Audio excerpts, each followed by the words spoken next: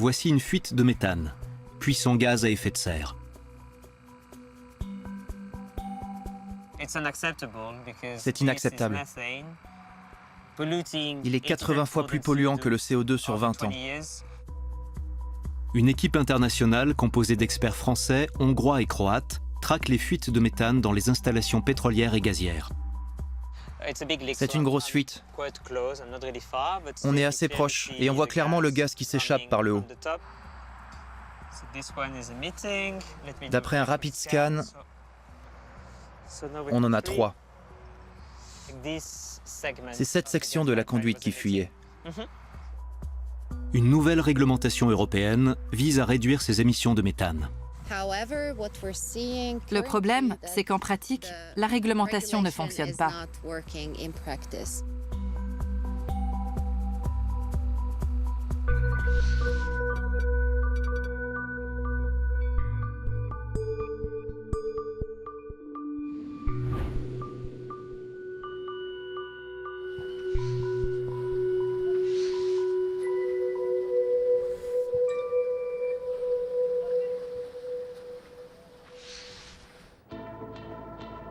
En Croatie, les industries pétrolières et gazières sont en plein essor.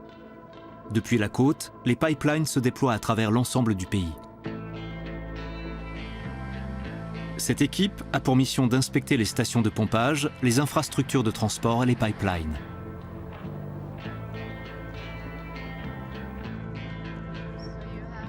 Théophile Human-Guillemino travaille pour l'organisation non gouvernementale Clean Air Task Force. Sa spécialité, le méthane.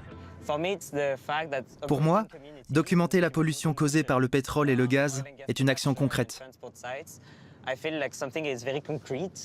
Je rends service aux habitants des zones concernées en leur fournissant des données et des faits. Ça les sensibilise aux risques et au niveau de pollution de leur commune. Les sites d'extraction, de stockage ou de transformation du pétrole sont très souvent des sources de gaz naturel. Ce dernier est composé en grande partie de méthane. Une fois rejeté dans l'atmosphère, il devient un dangereux gaz à effet de serre. Esther Matias est experte en énergie fossile chez Greenpeace.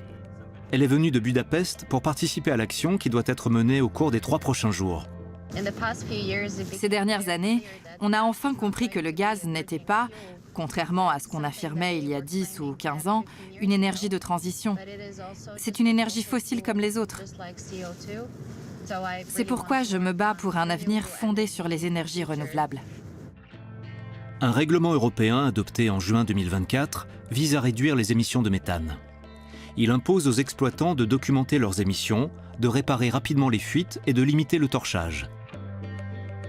Mais depuis mars 2025, l'équipe d'experts a constaté un net retour en arrière sur de nombreux sites croates. Je suis curieux de voir si les fuites constatées en mars sont toujours là. Lorsque le méthane se mélange à l'oxygène, il devient inflammable et explosif. C'est pourquoi l'équipe emporte plusieurs appareils d'alerte. Elle souhaite inspecter un site de collecte et de traitement du pétrole. Prends ça. Appuie sur le bouton pour l'allumer. Petra Andrić travaille pour l'antenne locale de Greenpeace à Zagreb. Elle suit avec inquiétude l'évolution du marché énergétique croate. On a l'impression d'être retourné dans le passé. Il y a tellement de potentiel pour les énergies renouvelables. L'âge d'or du pétrole et du gaz est révolu. Les installations de collecte et de traitement du pétrole, comme celle-ci, brûlent souvent le gaz excédentaire. Lorsque cette combustion est incomplète, du méthane est libéré. Pour le rendre visible, Théophile utilise une caméra thermique. Elle détecte la signature infrarouge du méthane. On voit ici la torchère, la flamme et la chaleur résiduelle. Et ici, on constate la présence de gaz non brûlé. On est encore dans le cadre légal.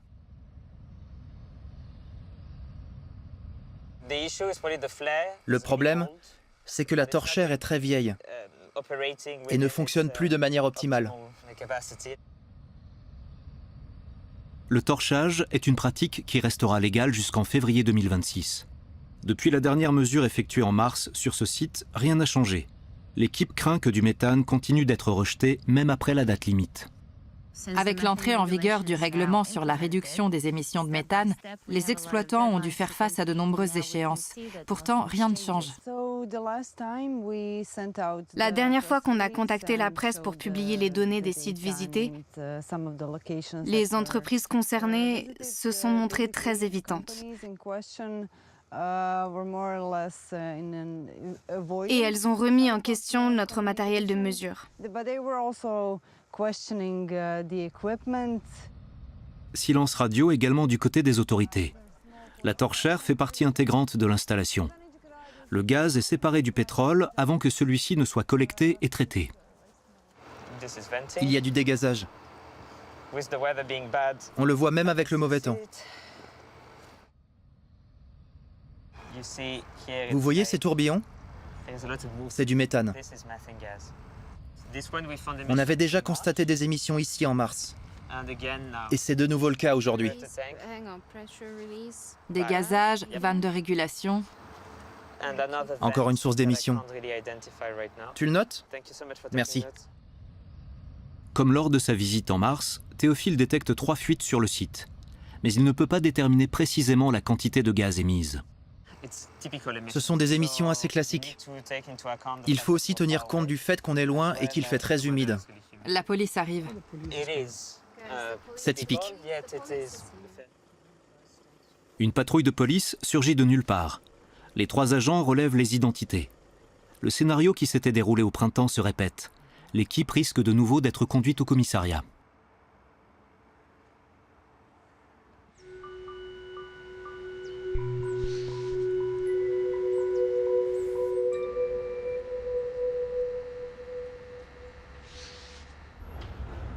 Le fournisseur de gaz de la ville d'Hambourg, Energienetze, doit lui aussi se conformer à la nouvelle réglementation européenne.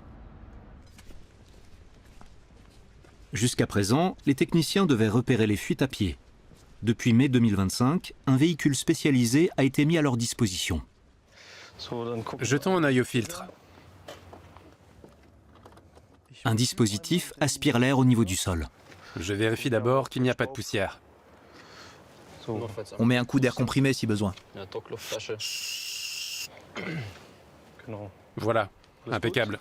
Un système laser installé dans le coffre analyse la qualité de l'air. Couplé à un anémomètre et à des données GPS, le logiciel permet de localiser des fuites de méthane. Aujourd'hui, Sadiq Youssefi et Jonas Kleinschmidt doivent inspecter 40 km de conduite. Choisissez un point de départ, à partir duquel prendre vos mesures. On a déjà reporté le réseau sur notre carte. Ces lignes bleues, ce sont toutes les conduites qu'on doit contrôler avec la voiture. Grâce à leur nouveau véhicule électrique, l'équipe de techniciens peut désormais inspecter le réseau gazier de Hambourg 3 fois plus vite qu'auparavant, lorsqu'elle se déplaçait encore à pied.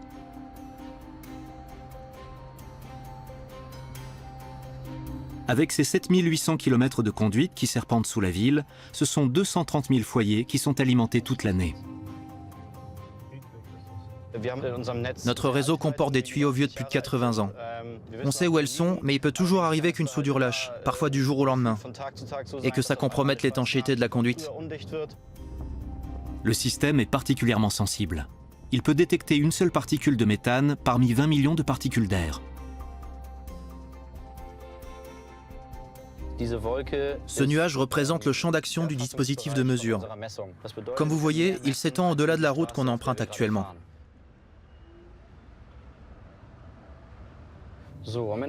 Au bout de la rue, il faudra tourner. La conduite sera sur la gauche. On a fait demi-tour parce que le système nous a signalé un point à surveiller. Je peux cliquer dessus pour afficher la concentration de méthane mesurée. C'est une source indéterminée. Mais la forme du pic laisse penser qu'il pourrait s'agir d'une fuite. Pour localiser précisément la fuite, l'équipe utilise une sonde dite à tapis. D'où provient le méthane présent dans notre atmosphère? Les principales sources naturelles d'émissions sont les zones humides, le pergélisol et les océans. Dans l'Union européenne, 19% des émissions de méthane d'origine humaine proviennent du secteur de l'énergie. 26% proviennent de la gestion des déchets, et plus de la moitié des émanations, 53%, proviennent de l'agriculture.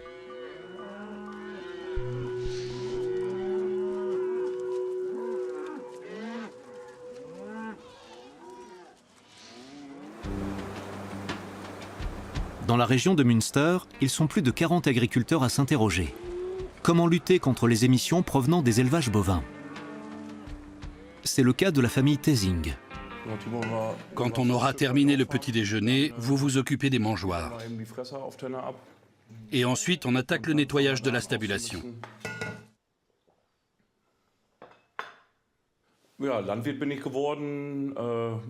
Je suis devenu agriculteur parce que j'ai grandi ici, dans cette exploitation qui existe depuis je ne sais pas combien de temps. Quand j'étais petit, mon père m'emmenait à l'étable sur son tracteur, j'adorais ça. J'ai toujours rêvé de faire ce métier. C'est à la fois ma passion et ma profession.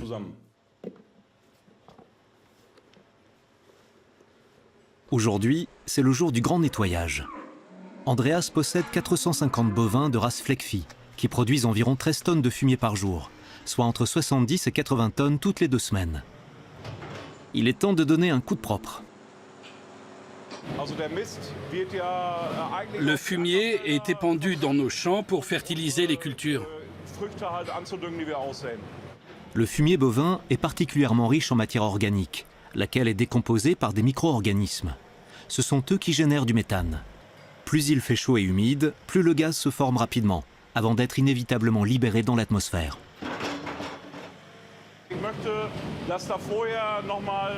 J'aimerais récupérer ce gaz avant qu'il ne s'échappe, pour être moins dépendant des importations de gaz naturel. Surtout avec la crise énergétique qu'on a subie ces dernières années. Une tonne de fumier bovin renferme près de 50 mètres cubes de méthane. Andreas Thesing ne voulait pas gaspiller cette précieuse ressource. J'ai pris conscience de tout le potentiel de ce matériau. Avec une benne comme celle qui se trouve derrière moi, on pourrait produire suffisamment de carburant pour parcourir 10 000 km en voiture.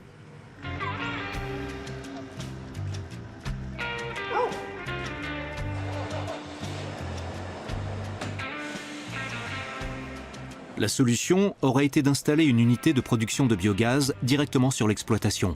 Mais c'était impossible. Une petite installation aurait été vite rentable, mais les coûts d'investissement auraient été trop élevés. Le projet a germé il y a 4 ans, mais les travaux n'ont commencé que l'an dernier. Depuis juin 2025, cette installation est en phase de test. C'est ici que le fumier d'Andreas doit être transformé en méthane.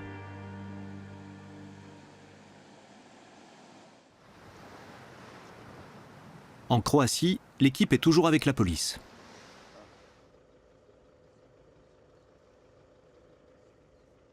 Ils ont averti la police de notre présence. On n'a aucun document. On enregistre les émissions de méthane de certaines parties de l'usine. Ce n'est pas visible avec une caméra normale. On se sert d'une caméra thermique pour les détecter. Au bout d'une demi-heure, les agents repartent.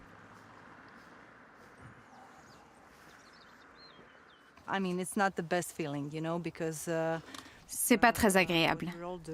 On fait simplement notre travail de recherche. C'est un travail d'intérêt public. Les gens ont le droit de savoir. C'est jamais plaisant d'être interrogé. L'équipe décide d'en rester là.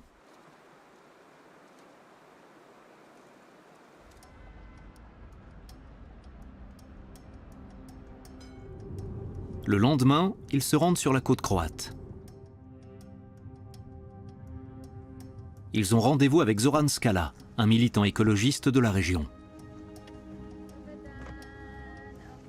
Bonjour. Plusieurs installations pétrolières et gazières se sont implantées à proximité de Rijeka et de l'île de Krk. Ce que vous voyez là-bas, c'est la raffinerie de pétrole de Rijeka, qui est en activité depuis longtemps.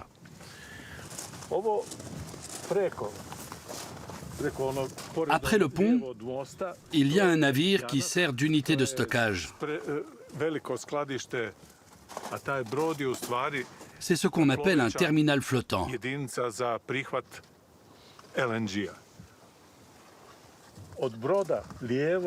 Et sur la gauche, on aperçoit une usine pétrochimique désaffectée.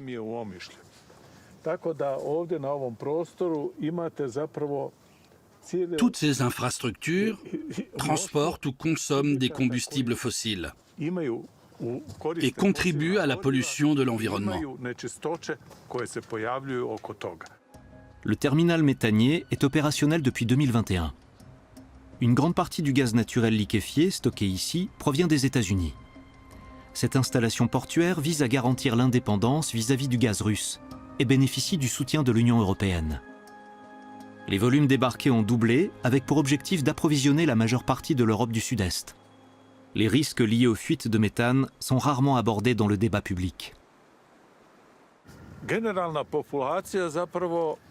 Après l'arrêt des livraisons russes, le grand public a été influencé par la propagande gouvernementale et médiatique et a fini par croire que ce gaz était la solution miracle pour s'approvisionner en énergie.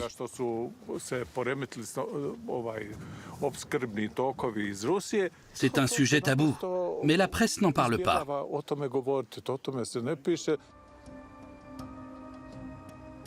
Le gaz est acheminé par oléoduc depuis Krk vers la Hongrie, la Slovénie et l'Italie.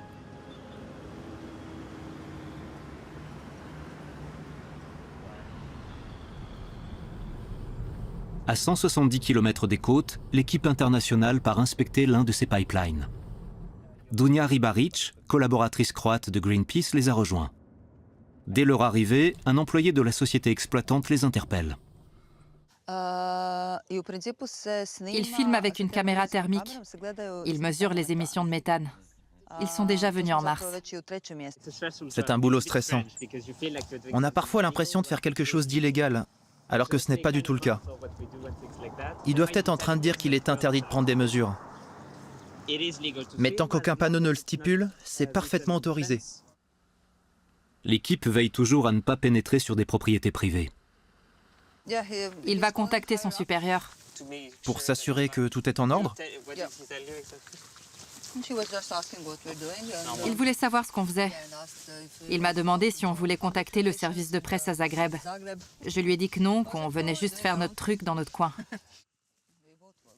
Sous le village se trouve un immense réservoir de gaz. Les habitants s'accommodent de la situation. La plupart d'entre eux travaillent dans ce secteur, comme leurs amis et leurs proches. Ils pensent sans doute qu'ils n'ont pas le choix. Ils n'ont pas les moyens de déménager de toute façon. L'équipe souhaite s'approcher de l'une des nombreuses installations de la zone, mais elle est stoppée net. Je voudrais juste savoir ce qui est public et ce qui est privé. Vous pouvez nous renseigner? Merci. Ils vont demander où sont les limites de la propriété privée. Ce chemin-ci est privé? Ok. Où est la délimitation? C'est pas censé être un chemin privé. Intéressant. C'est pas très clair. On n'a vu aucune barrière. Il n'y a aucun panneau non plus. Je suis pas sûre que ce soit un chemin privé. Il nous mène en bateau. Oui, c'est un peu bizarre. L'équipe ne veut prendre aucun risque et décide de quitter le village. Le véhicule de la société les suivra pendant une demi-heure avant de renoncer.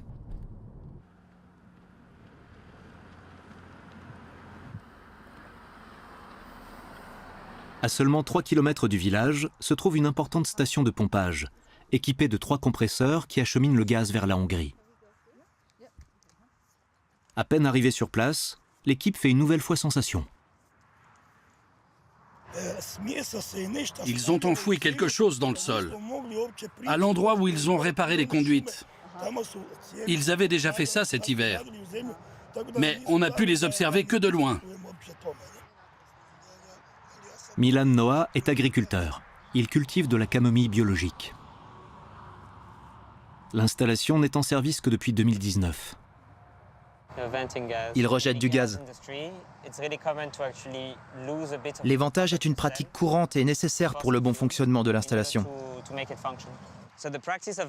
C'est encore autorisé dans l'UE, mais ce sera interdit après février 2026.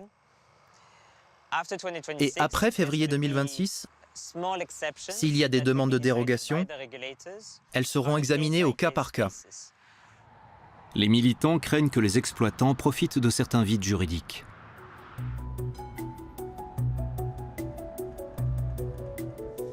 À Hambourg, Jonas et Sadik traquent eux aussi une fuite de méthane. Provient-elle d'une conduite de gaz ou n'est-ce qu'une fausse alerte ?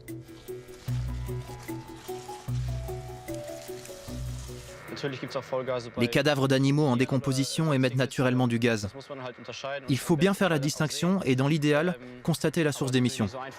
Mais ce n'est pas toujours facile. Il arrive que la conduite soit cachée, enfouie sous des feuilles mortes. Il arrive aussi que le gaz ne provienne pas d'une de nos conduites. Ça pourrait être notre fuite. Un petit indicateur est apparu sur l'écran. Maintenant, on va pouvoir revenir sur nos pas pour vérifier s'il y a vraiment quelque chose. On voit que le niveau remonte. Mon collègue a identifié le problème. L'appareil clignote et affiche un indicateur plus grand. La fuite se trouve quelque part sous l'asphalte. Mais où exactement ? Les deux techniciens appellent du renfort.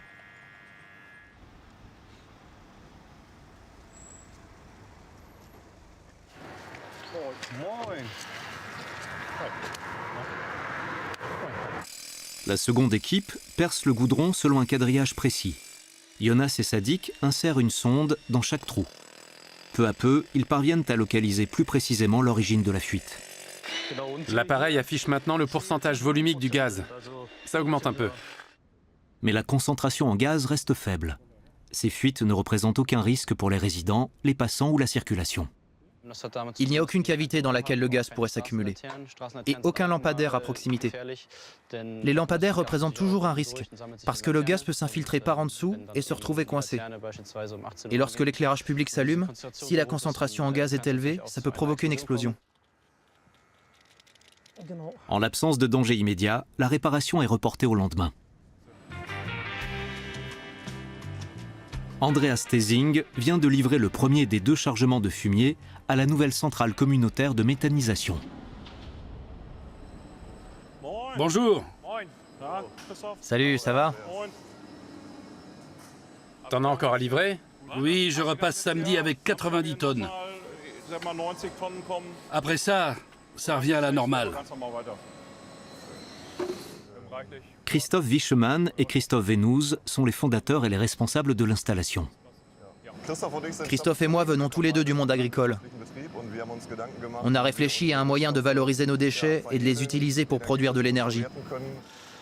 Pour que l'installation soit rentable, les 2 associés sont parvenus à réunir 47 agriculteurs au total. On a essayé de créer un modèle vraiment équitable, où chaque agriculteur serait propriétaire d'une partie de l'installation. Donc, si Andreas livre une quantité de fumier équivalent à 1% de la quantité de gaz produite, mathématiquement, il est propriétaire de 1% de l'installation. L'idée est de privilégier les circuits courts. Les fermes sont toutes situées dans un rayon moyen de 4,9 km. Pourtant, le projet a failli échouer. L'équipe a commis l'erreur d'élaborer un plan financier basé sur un seul et unique acheteur. On avait conclu un contrat avec un gros négociant en biométhane. Mais aujourd'hui, comme il est en faillite, on est obligé de vendre notre gaz au comptant, sur un marché où les prix fluctuent beaucoup. Contrairement à ce qui était prévu, nous n'avons plus de planification à long terme. Le lisier et le fumier sont séparés et pompés dans de grands conteneurs appelés digesteurs. Privée d'air et sous l'action de micro-organismes, la matière fermente. Le méthane qui en résulte est collecté dans de grands réservoirs. Une fois par an, l'équipe inspecte l'installation à l'aide d'une caméra spéciale pour détecter d'éventuelles fuites. Les réservoirs sont équipés de toitures à double membrane, elles-mêmes pourvues d'un système d'alarme.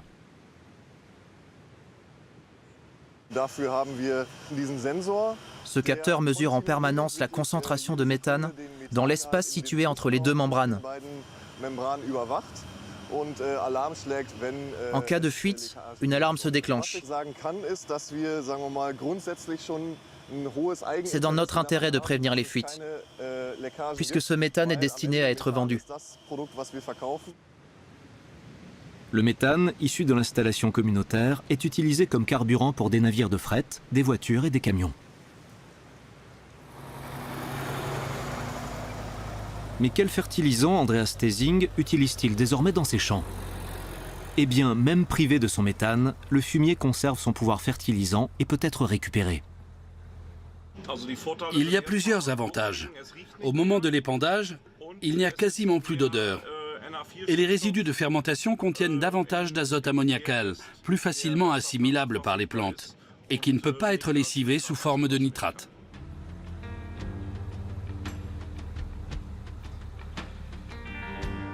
Pour les fuites comme celle survenue à Hambourg, la nouvelle réglementation européenne prévoit un délai de réparation de 5 à 30 jours.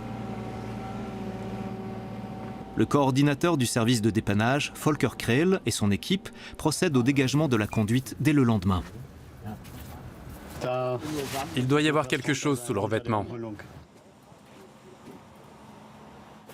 On est en train d'enlever l'habillage parce qu'on a constaté des dégâts dus à la corrosion. On ne sait pas encore quelle est la taille du trou sous le revêtement. Mes hommes portent des combinaisons ignifugées qui les protègent et leur permettent de se dégager en cas d'incendie. Cette conduite de gaz, dite basse pression, a été installée en 1967. Elle est en acier et mesure 15 cm de diamètre.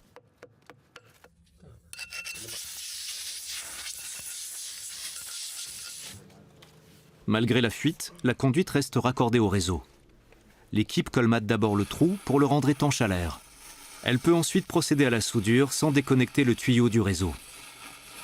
Pour obtenir une flamme, il faut du gaz, une étincelle, mais aussi de l'oxygène. Ici, il manque un élément. On a bien le gaz et l'étincelle, mais pas l'oxygène. Au bout de 3 heures, la conduite est à nouveau étanche. Suite au résultat du référendum de Hambourg sur la neutralité carbone, le réseau de gaz, dans sa forme actuelle, devra être mis hors service d'ici 2040.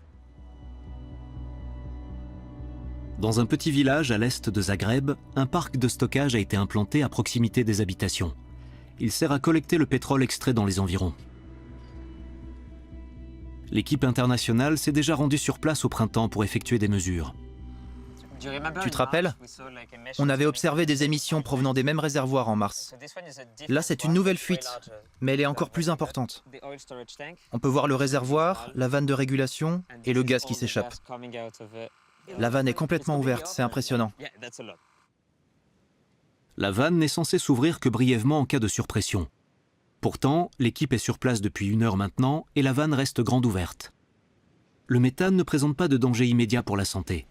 Mais mélangé à d'autres gaz comme le benzène, il peut provoquer des vertiges, des maux de tête, des nausées, voire une perte de connaissance. Une exposition prolongée peut être cancérigène. Je trouve ça honteux. Cette pratique a des répercussions directes sur les habitants. Les exploitants de ces installations n'ont aucun respect pour les riverains. Ils sont constamment exposés à des gaz toxiques.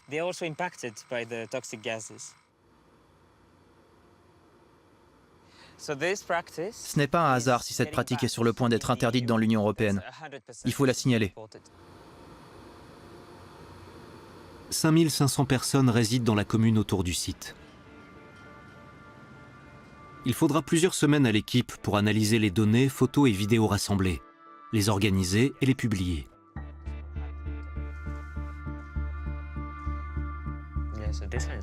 Après 3 jours seulement, le constat est toutefois sans appel. Ma conclusion, c'est que rien n'a changé. Pas besoin d'être un expert pour le comprendre. C'est décevant. J'espère que quand je reviendrai, parce que je reviendrai, je vous le garantis, je ne constaterai plus de telles fuites. La nouvelle réglementation européenne sur les émissions de méthane fixe des normes plus strictes. C'est un énorme pas en avant. Mais elle restera inefficace si son application n'est soumise à aucun contrôle.